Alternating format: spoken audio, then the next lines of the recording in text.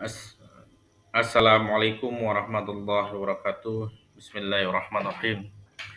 Hamdan wa syukran lillah ma ba'du. Terima kasih kawan-kawanku sekalian yang telah menyempatkan diri untuk menyimak video ini.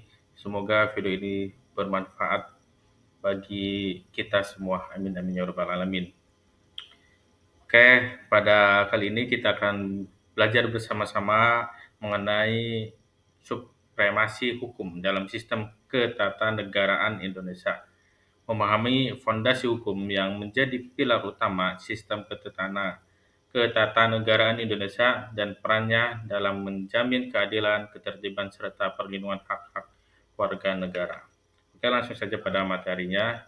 Apa itu supremasi hukum? Supremasi hukum merupakan prinsip fundamental yang menempatkan hukum pada posisi tertinggi dalam mengatur kehidupan berbangsa dan bernegara. Hukum berfungsi sebagai panglima yang melindungi seluruh lapisan masyarakat tanpa diskriminasi, terlepas dari intervensi siapapun, termasuk para penyelenggara negara itu sendiri. Menurut pemikiran Abdul Manan, supremasi hukum mendasarkan diri pada konsep bahwa tidak ada satupun orang atau institusi, apakah itu pejabat pemerintah, penguasa, atau siapapun yang berada di atas hukum. Setiap orang dan setiap tindakan harus tunduk kepada norma-norma hukum yang berlaku. Menegakkan supremasi hukum adalah upaya berkelanjutan untuk memastikan hukum menjadi acuan utamanya adalah setiap keputusan, tindakan, dan kebijakan yang diambil oleh penyelenggara negara maupun masyarakat.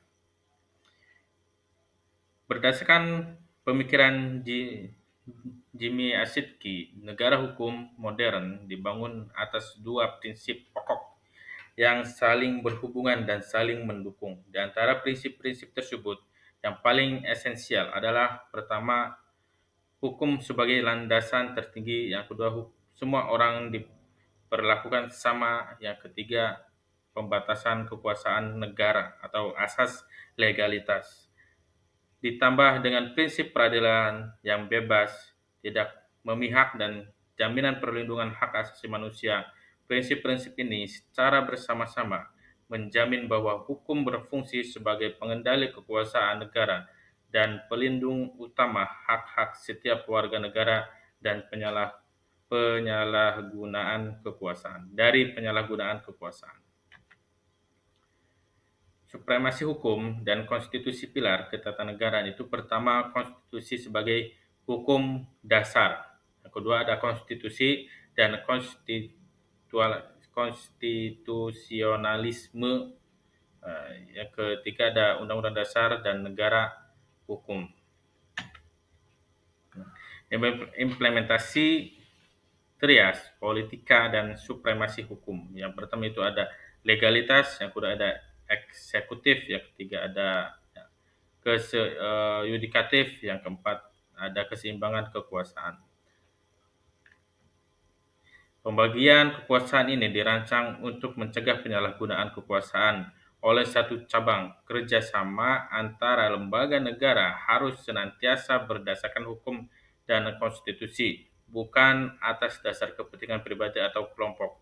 Contoh nyata implementasi trias politika adalah mekanisme impeachment yang merupakan bentuk kontrol hukum terhadap penyelenggaraan negara ketika menyalahgunakan kekuasaan dan melanggar konstitusi. Oke, kesimpulannya, supremasi hukum sebagai fondasi demokrasi dan stabilitas.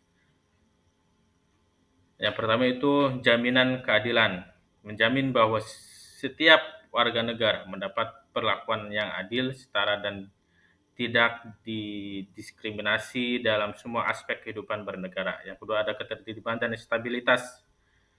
Negara dapat menciptakan ketertiban sosial yang berkelanjutan dan stabilitas yang diperkuat untuk pembangunan nasional jangka panjang. Yang keempat ada demokrasi yang sehat.